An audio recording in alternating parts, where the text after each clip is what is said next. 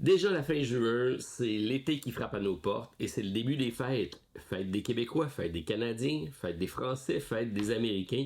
C'est les fêtes donc nationales qui arrivent à répétition. C'est également les vacances qui s'en viennent.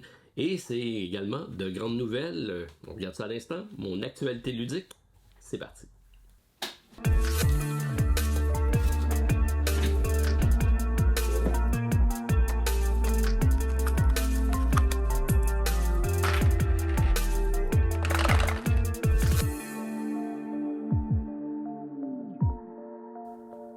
Bonjour tout le monde, très content de vous retrouver en ce samedi matin. Si vous l'écoutez lors de l'apparition de la vidéo, partagez café, petit déjeuner à votre compagnie. Cette semaine, c'est le Flip, le retour donc du festival de Parthenay qui célèbre le jeu et j'en ai entendu grandement parler. C'est plein de bonnes choses. J'ai jamais eu la chance d'y participer. Peut-être un jour j'aurai la chance de me rendre là. On a cette semaine quelque chose de bien spécial. On a une entrevue ludique. Ça fait longtemps que j'ai pas fait ça. Organisateur du Ludicon. Qu'est-ce que le Ludicon? C'est une nouvelle convention de jeux de société à Montréal qui aura lieu cette année.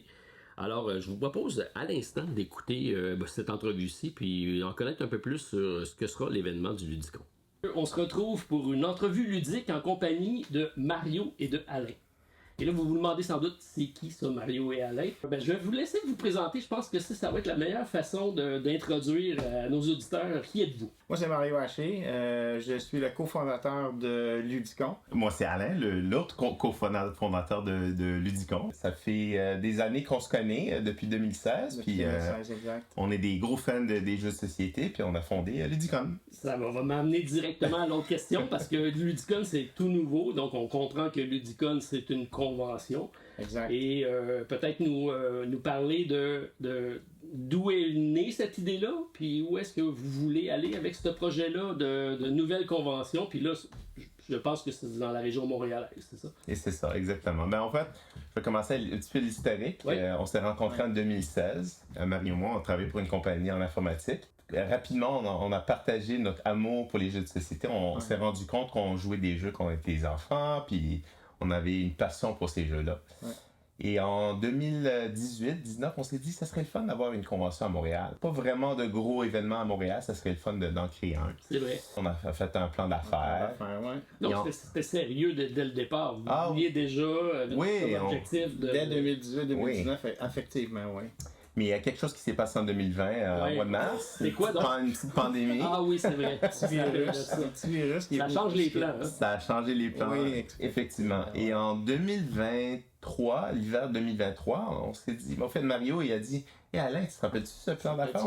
On devrait garder ça encore. On va garder ça. Alors, conversation avec d'autres mondes, on a redémarré ça.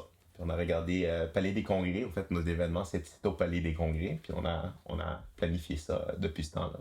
Donc, ça démontre aussi le sérieux de la démarche. Parce que vous n'êtes pas parti dans un sous-sol d'église ou dans la salle communautaire du quartier. On part avec le Palais des Congrès. Donc, on a déjà une base de vers où vous voulez aller, j'imagine. Exact. Donc, si on parle de la convention en tant que telle, c'est quel genre de convention vous voulez mettre sur pied? À quoi on va s'attendre en tant que gamer qui va aller participer à ça? Ouais. Premièrement, on a voulu se forger une idée sur tout ça, Martin, parce que on se disait quel genre d'événement qu'on va amener à Montréal. Donc, pour se forger une opinion, on a fait un peu un road trip en 2023, moi puis Alain. On a visité quelques conventions. On n'a pas pu toutes les faire, mais on en a fait plusieurs. Les deux majeures qu'on a faites, c'est Gen Con puis PAX Unplug. Dans l'année 2023, en plus de faire quelques petits circuits locaux là, aussi qu'on a fait dans cette année-là. Ça met une barre de comparaison assez haute. Est-ce que c'est là que vous voulez aller? Oui, tout à fait. On pense que le Québec, il a la capacité d'aller jusque-là. Tout à fait. Et on vise pas juste le monde de Montréal en passant. Hein. Le monde en région, le monde un peu partout sont bienvenus. Puis au départ, c'est sûr qu'on va être plus local, mais éventuellement, on veut grossir puis on va attirer les joueurs des autres provinces et des autres pays aussi, en fait. Donc, une destination au jeu pour l'Amérique du Nord. Exact. Même à l'international éventuellement. Exact. Et comment vous comptez, justement, je sais que là, on parle de l'année 1, là, j'imagine que c'est pas...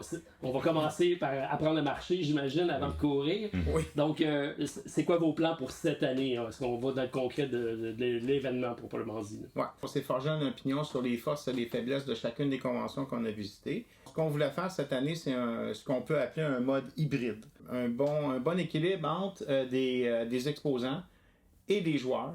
Beaucoup de place pour les joueurs. Donc, pourquoi les exposants? Un peu plus proche du modèle PAX, peut-être? Exact, tout à fait. C'est le modèle qu'on a préféré d'ailleurs dans toutes nos visites. On a vraiment beaucoup aimé le modèle PAX. Même si le modèle PAX, il y avait... il séparait les choses. C'est comme le côté foire d'un côté, les joueurs de l'autre. Nous, on va essayer d'être un peu plus inclusif dans notre approche pour que les exposants... puis les distributeurs, ça aille proche dans leur monde et non pas loin. Exactement. Ouais. Fait que c'est vraiment dans nos plans, puis c'est ça, c'est un peu le modèle qu'on s'en va. La première édition a été officialisée. Donc, si vous me partagez un peu plus de détails par rapport aux dates, et quand et comment on se procure sur ces places-là. Oui, en fait, donc, comme j'ai dit, c'est au Palais des Congrès. On a une salle de 9000 pieds carrés. 900 mètres carrés pour les Européens. 900 mètres carrés, oui. Donc, c'est le 8, 9, 10 novembre 2024, l'année qui s'en vient. Et on va voir environ, je vous dirais, entre 80 et 90 tables. Assez de place pour peut-être 500 places assises pour pouvoir jouer les jeux. Assises. Et une capacité dans la salle d'environ 750 personnes. Il va y avoir des kiosques dans la salle. Ça inclut les exposants. Ben, dans le 750, ça inclut pas les exposants, mais parce que il va y avoir plus de place pour le monde où ce que les kiosques exposants vont être, parce que il va y avoir des jeux en démonstration, etc. Donc, les nouveautés. Donc, vous allez avoir 750 billets à vendre? Environ. Okay. Exactement. Par jour. Oui, par jour. Donc, ça se déroule sur plusieurs jours. C'est quoi les dates? Donc, les dates de l'événement, donc le 8, 9, 10 novembre 2024. Ouais. Et en termes des billets, les billets vont en vente mi-juillet. Donc, ils ne sont pas encore en vente, mais ça s'approche rapidement. OK, 750 places mi-juillet. On s'inscrit où sur la liste d'attente? Exactement. On aura besoin de probablement une liste d'attente, mais c'est ça. Puis les prix vont être annoncés bientôt. Ouais, sur notre site web, en fait, sur le www.ludicon.ca. LUDICON. LUDICON, exactement. J'imagine qu'on peut s'inscrire sur une infolette ou... Tout à fait, au même endroit, sur la page d'accueil de notre site web. Et il y a aussi, on a aussi un compte, une page Facebook, où les gens peuvent nous suivre également. Si je reviens un petit peu sur le choix de l'endroit puis des dates. Le Palais des Congrès, c'est une grosse machine. C'est compliqué de faire affaire avec le Palais des Congrès. Puis je vous dirais que, tu sais, oui, on a choisi un endroit prestigieux, mais c'était un parcours facile de choisir ça parce que on a fait plein de recherches. Et puis, au final, on s'est rendu compte rapidement que, puis par hasard, j'ai fait comme, pourquoi pas le Palais des Congrès? Et puis, on a fait ça. Oui. On met ça de côté en disant on est trop petit pour ça, mais exact. Ça a plein de possibilités le Palais des Congrès. Il n'y a pas juste la grande salle. Il y a, comme je sais pas, vous êtes dans un des secteurs aux étages. Oui, c'est ça. C'est au 5e étage. Ça va être la salle 520. C'est ça. Alain puis moi, on s'est rendu vite compte dans notre processus que le Palais des Congrès nous offrait tout ce qu'on voulait, en plus de nous offrir la possibilité de prendre l'expansion toujours à la même place. Et c'est ça qui était important pour nous. Si vous avez l'ambition d'aller plus loin, comme vous disiez au début, puis de compétitionner avec les grandes ligues des grosses conventions, ben, tu ne peux pas, dans 1 an, 2 ans, 3 ans, commencer à bouger tout le temps. D'avoir une place qui va grossir avec vous. On cherchait une niche, exactement. Puis la niche qu'on avait vue, c'était la 2e semaine de novembre. On voyait rien dans notre radar. Fait qu'on s'est dit, pourquoi pas? Le Palais des Congrès était disponible en plus. Fait qu'on a signé ça en décembre 2023 avec eux. Faut se prendre d'avance. Faut se prendre d'avance. Yeah. Je peux même dire que nos dates 2025 sont déjà réservées en passant parce que ça va vite. On a-tu déjà des exclusivités là-dessus? Ben oui. Ah ouais, on peut déjà annoncer ça? C'est le 7-8 et 7-8-9 novembre 2025. Ça va être les dates pour Ludicon 2e édition. Donc, c'est déjà bon signe que ça va revenir. Première bonne nouvelle. Ouais. Mais il faut faire quand même la première édition. Il faut faire la première édition, mais c'est juste pour montrer un peu le sérieux, puis aussi la procédure avec le Palais des Congrès. Le Palais des Congrès, c'est une place qui est très en demande, puis il faut se prendre d'avance. Donc, bon, mettez ça à vos calendriers.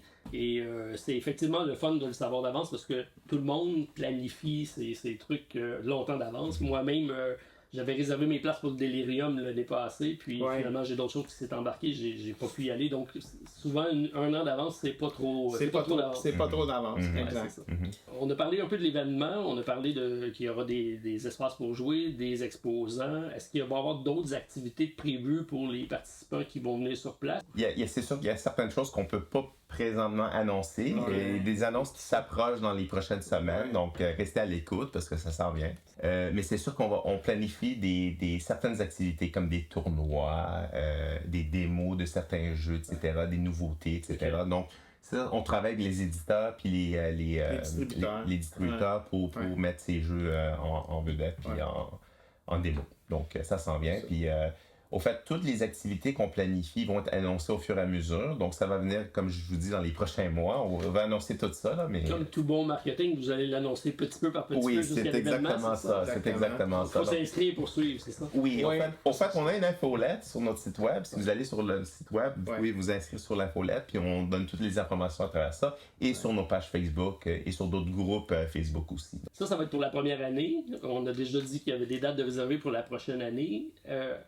Puis on a l'objectif aussi vers quoi vous voulez tendre. Si on se projette dans 5 ans, dans 10 ans, ça va ressembler à quoi dans vos rêves les plus fous, ce Ludicon-là?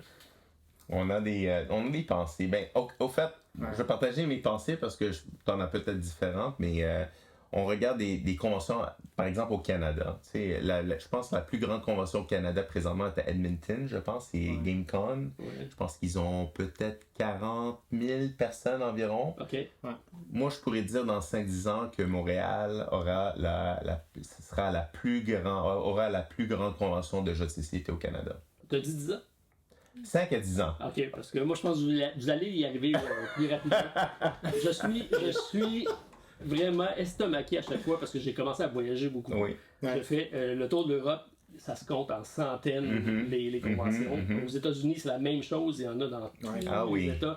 Et il n'y a absolument rien au Québec. Il y en a, il y a des conventions, mais c'est pas du type que vous voulez. Notre modèle, c'est ça, il est différent d'un peu de ce qu'on connaît. Et je pense que la ville de Montréal offre quelque chose que les autres villes n'offrent pas. C'est du bilinguisme. Du multiculturalisme. Vous en êtes la preuve d'ailleurs. Oui, au fait, c'est une autre raison pour qu'on s'est mis ensemble. Je suis plus confortable en anglais, mais je parle bien le français, puis le contraire pour toi, je pense. Oui, exact. Donc, on est complémentaires. C'est parfait, ça. C'est ça que ça prend pour réussir, effectivement. Exact. Je salue votre initiative parce que nous, c'est quelque chose qu'on se dit dans l'industrie à toutes les fois et ça manque. Il y en a déjà eu des tentatives, c'est arrivé, c'est parti. Là, de savoir que vous êtes déjà sur une vision plus à long terme, ça aussi, ça sécurise, puis ça se dit, ben là, ça donne le goût de tout le monde embarquer. Puis je pense que vous avez eu quand même une belle réception de l'industrie parce que vous avez commencé à approcher des distributeurs. Oui, plusieurs distributeurs. Certains sont très, très intéressés encore. On peut pas nécessairement dévoiler toutes les... Pas trop en dire non plus encore, mais ça va venir, honnêtement, dans les prochaines semaines. Ça va vraiment débouler. On a plusieurs distributeurs déjà signés. Il y en a d'autres qui s'en viennent. La première étape, c'est vraiment de faire ça parce que, nous, notre rôle, c'est pas nécessairement d'organiser toute la programmation de ce qui va se passer sur place. Mais c'est bien sûr un partenariat qu'on va faire avec nos distributeurs. C'est eux qui vont être les joueurs principaux dans la programmation de nos événements, de l'événement. Donc, c'est sûr qu'on va travailler avec eux autres. On peut dire d'ores et déjà que, nous, c'est plus le board gaming, donc ça s'adresse aux gamers. On veut inclure aussi des miniatures. Il y a un projet qui s'en vient avec ça. Il y a aussi les jeux de rôle. On veut aussi les inclure. Donc, vous avez manqué de place avant longtemps. Oui, Oui, d'accord avec toi. Puis Cette semaine, j'ai recommuniqué avec ma gestionnaire d'événements au Palais des Congrès, puis j'y ai demandé de la place supplémentaire. Ah oui, déjà? Oui, déjà. Okay. Bon, c'est bien. Intéressant. Donc, on va suivre tous ces développements-là sur vos sites. Ouais. On s'abonne sans... Puis laissez-moi savoir si vous avez des choses. Ça C'est clair, Martin, que tu vas être un des premiers informés, c'est sûr. À la fin de la première événement que vous allez faire le Postmodern. Qu'est-ce qui va déterminer que c'est un succès, l'événement de cette année? Tellement de bonnes questions, j'avais ça en fait d'en parler. Mais tu sais, on parle beaucoup de chiffres, de nombre de participants. Ouais. Donc ça, c'est sûr que c'est un point important pour nous. Mais ce qui est plus important, c'est que le monde finisse par, ils retournent chez eux, puis ils se disent, hey, je me suis vraiment amusé, là, je veux retourner l'année prochaine. C'est ça notre but, de créer cette atmosphère à notre événement. On veut créer un buzz dans l'événement, on veut créer une belle atmosphère. Donc, c'est ça notre but. Donc, le plaisir avant tout. Plaisir, des activités, tu sais, créer un sens de communauté à l'événement. Et donc, vous allez être facilitateur dans ce point de vue-là. Est-ce que quelqu'un qui voudrait y aller seul, il n'y a pas de problème, puis il va être capable de trouver des gens avec qui jouer? Oui. Tout à fait. C'est un des points majeurs qu'on a expérimenté quand on est allé dans d'autres conventions. Ouais. L'inclusivité des gens, pour nous, c'est super important.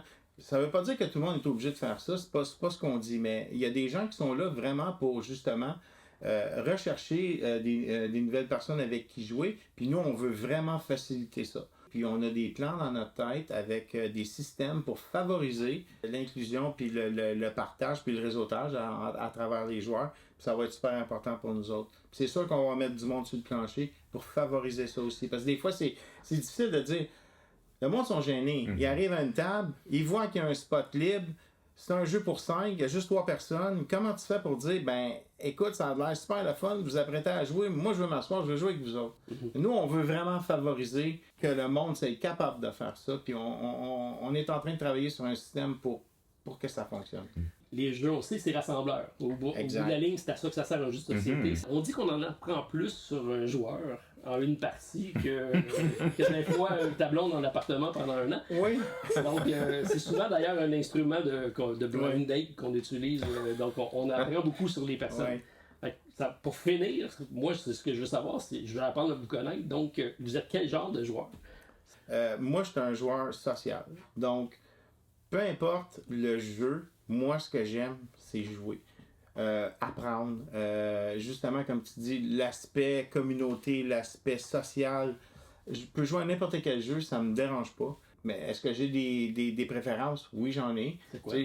J'aime beaucoup les jeux coopératifs. Avec un petit côté traite là-dedans. Là. Moi, j'aime bien ça. Moi, t'aimes bien le traite ou le déniché? Peu importe. C'est juste qu'est-ce que ça fait comme présentage. Le traite, habituellement, c'est lui. Ah, okay. Malheureusement, on joue Battlestar Galactica parfois, puis souvent c'est t'as un excellent. C'est un vrai Cylon. Ouais, c'est ça. C'est un vrai Cylon. Ben, je partage ton idée de jaser, de socialiser pendant les jeux. J'adore ça, connaître le monde avec qui je joue. Mais moi, j'aime les jeux thématiques. Très thématique.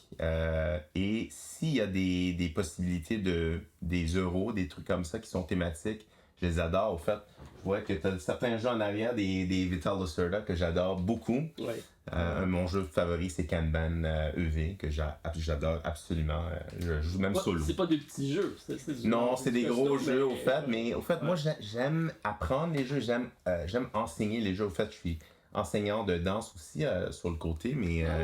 Et oui, mais j'aime enseigner les jeux. Au fait, je pense que Mario sait que souvent, quand on va jouer des jeux avec du monde, j'enseigne le jeu souvent. J'adore montrer et de partager les jeux avec le monde. J'adore ça aussi. Très intéressant. Donc, on va rester à l'écoute et on va s'inscrire à votre page pour avoir plus de nouvelles. Donc, c'est ludicon.ca. Oui. Alors, je vous invite à tout le monde à aller vous inscrire en grand nombre. Leur dire bonjour de notre part, puis ben nous on va suivre l'événement d'ici à ce que ça arrive, et j'imagine qu'on pourra faire un live sur place là, lorsque ça arrive. Ah oui, ça serait avec plaisir qu'on pourra faire ça. Merci les gars, merci bonne chance pour cette première, puis on reste en contact. Parfait, merci. Salut tout le monde. Salut. Ciao. Merci Mario, merci Alain, très belle rencontre encore une fois, j'ai super apprécié vous rencontrer et en apprendre davantage sur le Ludicon. Restez à l'affût sur leur page Facebook, il y aura des annonces. Vous pourrez également vous inscrire si vous voulez être bénévole éventuellement pour cet événement-là. Il y a des chambres d'hôtel qui vont être réservées, il y a toutes sortes de possibilités. Donc, ils font les choses de la bonne façon et j'ai bien hâte de voir comment ça va se dérouler. On va être présent également avec Scorpion et Randolph parce qu'il va y avoir des kiosques d'aménager. Donc, on va regarder comment on va peaufiner cette association-là, mais c'est sûr et certain qu'on va suivre ça de près et moi, personnellement, je vais y être. Alors, voilà pour mon entrevue ludique. Au niveau des nouvelles, c'est beaucoup de réception cette semaine. Quelques expériences ludiques et on va y aller en vrac rapidement parce que quand même pas mal de choses à présenter. Donc ici petite gamme de jeux des jeux en duel qui avaient été proposés par BlackRock lorsque j'avais rencontré donc mes amis à Cannes. Et c'est la compagnie Greur Game qui sont entre autres avec Nidavellir, j'avais fait une variante solo d'ailleurs. Celui-ci, donc les 5 royaumes, ça me fait beaucoup penser aux illustrations de Nidavellir. C'est un jeu que je vais devoir essayer en compagnie de Stéphane. C'est des jeux 2 joueurs, un peu plus gamer, mais stratégique, rapide. Donc, qu'est-ce qu'on dit? C'est 10 ans et plus, 15 minutes par partie 2 joueurs. Et c'est la même chose ici, donc des parties rapides de 15 minutes, ça m'intéresse grandement. J'aurais aimé ça avoir un 1 à 2 joueurs, ça aurait été encore mieux. Mais bref, Gold and Cash et 5 royaumes, c'est à tester de mon côté. Si jamais vous l'avez essayé en France, laissez-moi savoir. Ça s'en vient éventuellement ici. J'ai mon ami Mounir pour lequel j'avais rencontré à la quiche qu'on avait parlé des problèmes avec Cluster, des jeux avec des aimants, on va les placer puis on va essayer d'éviter que ça rentre en collision. C'est de 1 à 2 joueurs, 10 ans et plus, 7 ans et plus, c'est Cluster Duo parce que bon, il y a eu un épisode où la Santé Canada, je pense, une alerte sur la précédente version de Cluster parce qu'ils trouvaient des pièces trop petites. Ça a été retiré et on a maintenant des balles de fusil pratiquement. Donc, vous voyez, c'est très fort comme aimant et c'est de gros calibre. Donc, ça a été modifié puisque il y a eu une demande dans ce sens-là de Santé Canada. Content de savoir qu'on a passé à travers la tempête, que malgré le fait que c'était pas des jeux destinés aux enfants, il y a eu cette controverse-là.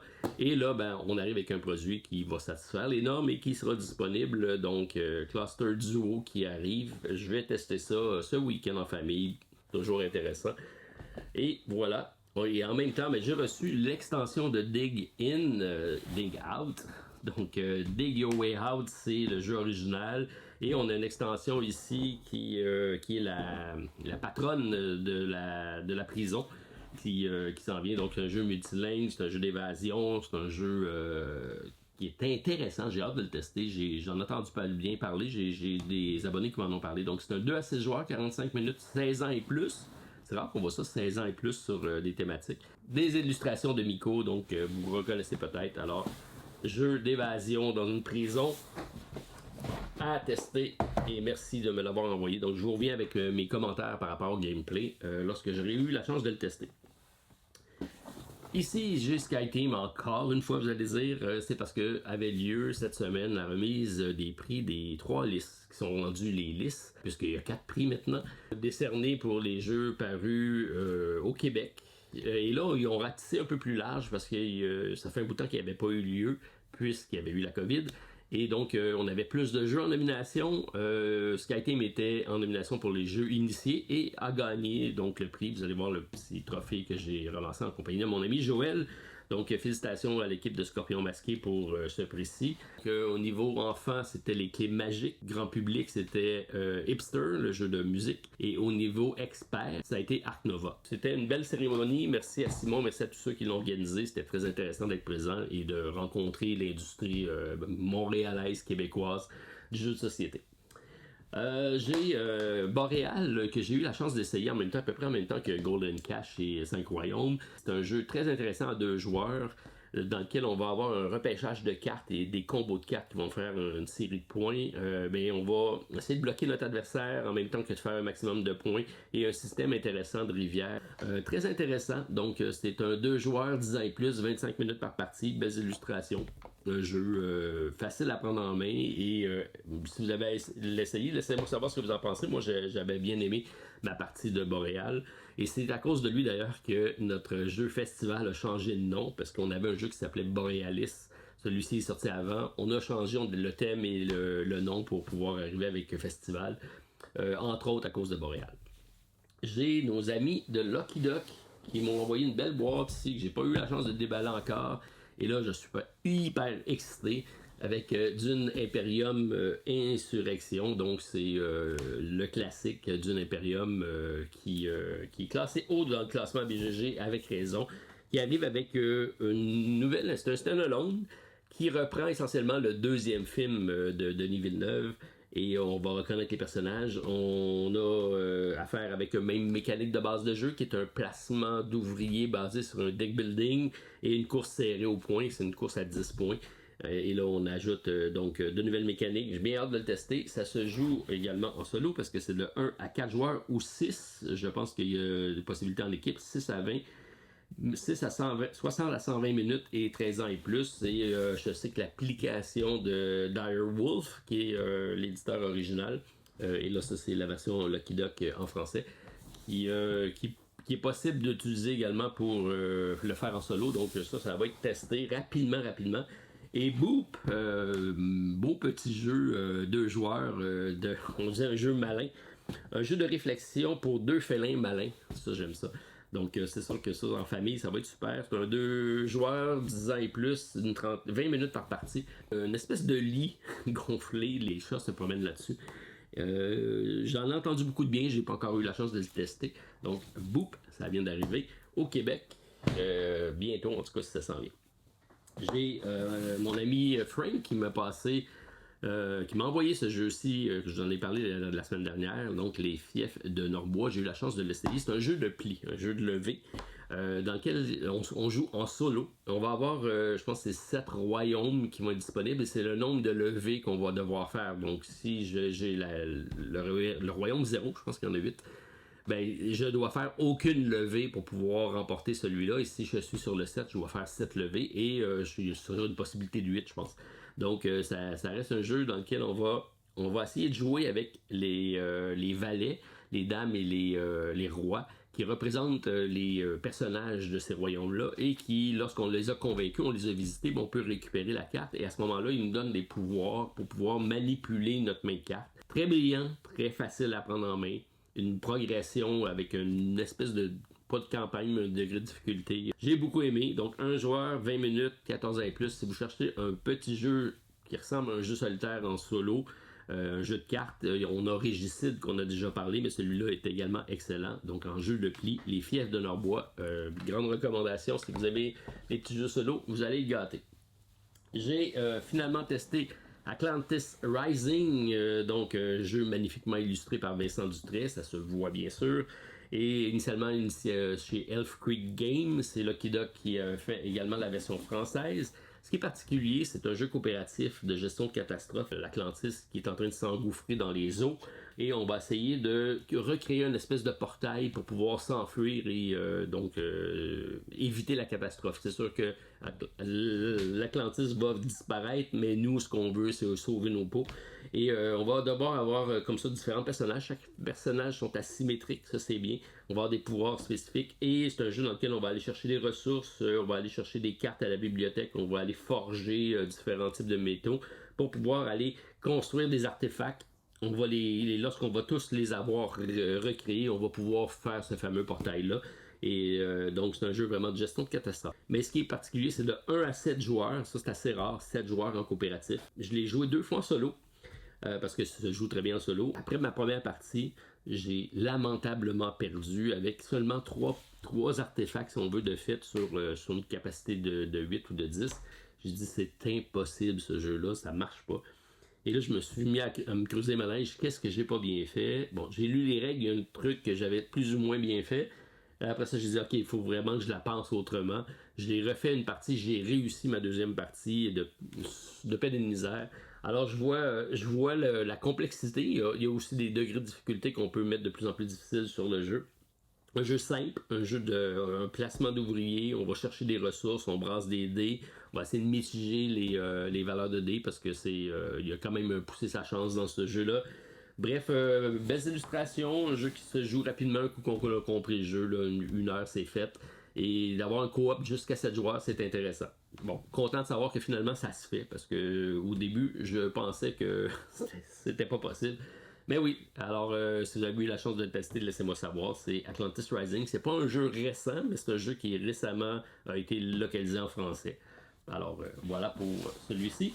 Et finalement, j'ai reçu Zoo Tycoon de Board Game. Je vous l'ai déjà présenté sur la chaîne. Et là, on arrive avec New Shores. Donc, on a les animaux marins. Et c'est bien sûr un preview sample. Donc, ce n'est pas la version finale du jeu. Il me l'a envoyé pour que je puisse vous le présenter lors de la campagne de sociofinancement qui s'en vient. 1 à 4 joueurs, il y a un solo là-dessus, donc il n'y en avait pas sur la première version. J'avais travaillé sur un solo, je leur avais proposé, il y avait 2 personnes qui avaient proposé solo, ils ont décidé de prendre de l'autre. Peut-être qu'éventuellement je vous présenterai le mien, mais c'est un jeu qui est pas facile à trouver, fait que je suis pas sûr qu'il y a grand personne d'entre vous qui l'ont. C'est un jeu qui représente bien la gestion d'un zoo avec toutes ses complexités et surtout ses naissances qu'on va programmer. Mais c'est un jeu qui est quand même assez long. On a fait une partie à 4 qui a duré 3 heures facile. Donc c'est une adaptation d'un jeu mythique, jeu vidéo, qui revient. Donc content de savoir que ça fonctionne encore bien de ce côté-là. Alors voilà pour ma présentation de cette semaine. Ce fut bref, mais je tenais surtout à mettre de l'avant nos amis de Ludicon, donc Alain et Mario, qui se lancent dans l'aventure d'avoir une nouvelle convention de jeux de société à Montréal. Il était temps, parce qu'il n'y en avait pas depuis des années et ça manquait. Donc, on vous encourage, on sera présent, puis laissez-moi savoir dans tout ce que j'ai présenté, qu'est-ce qui vous intéresse cette semaine. Bonne fête à tous les Québécois, parce que c'est notre fête nationale cette semaine. Puis, ben, les autres, ça s'en viendra dans les prochaines semaines. On se revoit bientôt. Bye tout le monde. À la prochaine.